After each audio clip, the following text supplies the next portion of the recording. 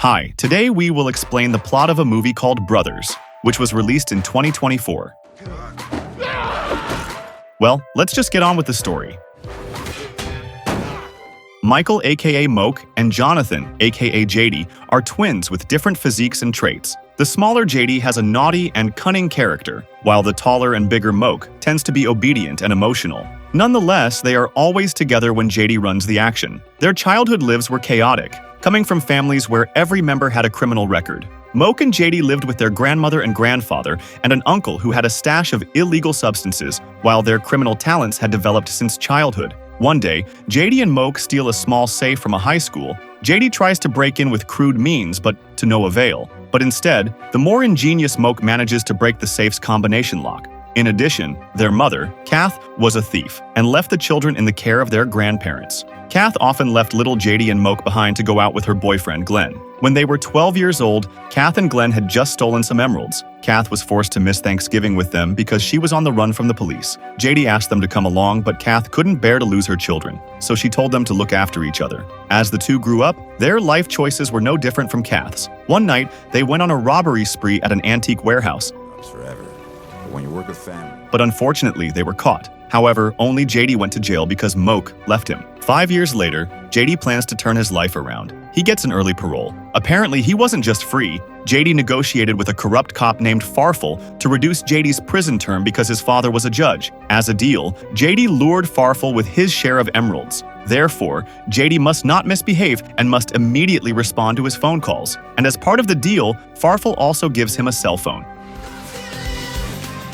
Meanwhile, Moke's life is 180 degrees different from JD's. He has a wife named Abby, who is now pregnant. He also works in a restaurant that has 3 branches.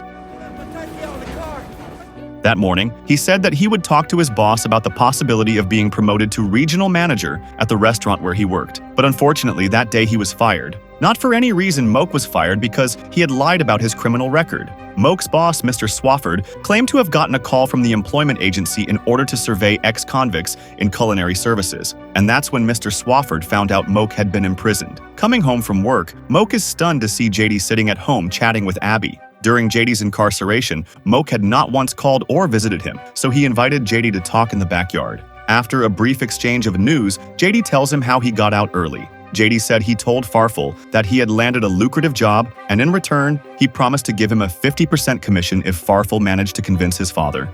To that end, he intended to invite Moke to join him. Their target is a garment shop that keeps cash in an old safe, and JD feels that Moke is the right person to break into it. Moke flatly refuses the offer. His life isn't the same anymore. After all, he and Abby are having a housewarming and welcoming the baby he calls Blueberry today. He did not immediately kick JD out. He allowed JD to stay until the event was over.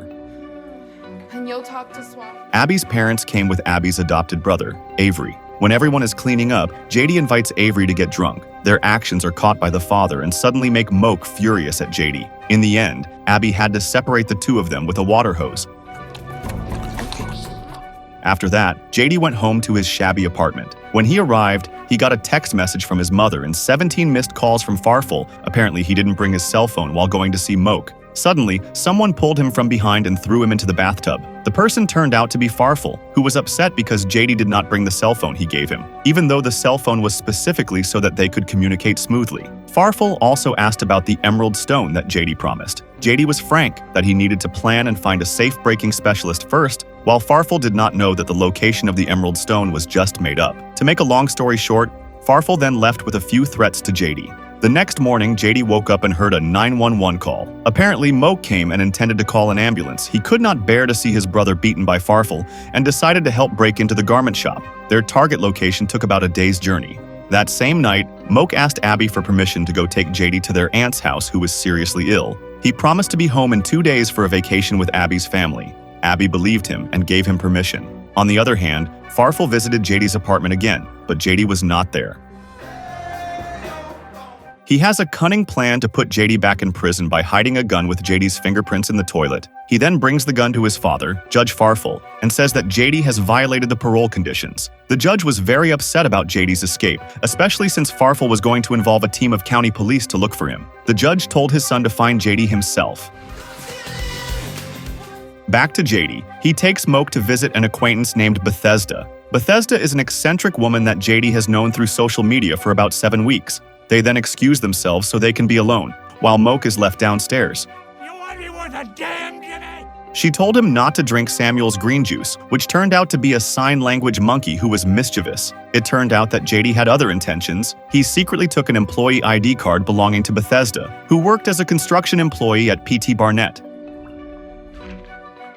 Shortly after, JD and Moke run away from Bethesda's house because of Samuel's actions. Back at the motel, they immediately rested. While JD was showering, Moke searched JD's belongings. He found a scuffed note in JD's pants pocket and some letters that JD had gotten in prison. It turns out that while in prison, JD and Kath, their mother, often sent letters, but Kath asked JD not to tell Moke about this. Knowing this, Moke is suddenly offended. He quickly realizes that the garment shop theft mission is just a trick of JD's and not real. Moke then sulked and intended to go home. He felt disappointed and frustrated to have been lied to by JD. He demanded that JD tell him where Kath was now. Not long after, Kath appeared from the next room. Moke was so shocked that he fell over the balcony, but luckily he was fine. The three of them then spent some time together at the bar. Kath tells the story of how she and Glenn escaped the police, until Glenn was killed on the road and his body left in a field. Since then, Kath fled the country and became a federal fugitive for 30 years. Kath then apologized for abandoning the two of them and showed up suddenly because she was dying. JD said Kath was sick with cancer and only had about a year left. He also said Kath would join their mission, which was to retrieve a handful of emeralds worth $4 million.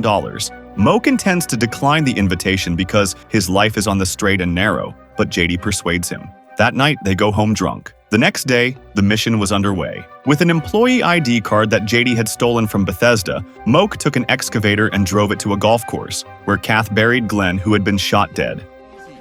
Down. No. That day, before Glenn died, he swallowed a handful of the emeralds, so Kath took her sons to dig in the dirt of the yard that is now the golf course. However, they had to be quick as it wasn't a maintenance day. Long story short, Moke managed to scratch the ground and found Glenn's dead body. He then removed the emerald from Glenn's stomach and rushed to escape the pursuit of the rampaging golf staff.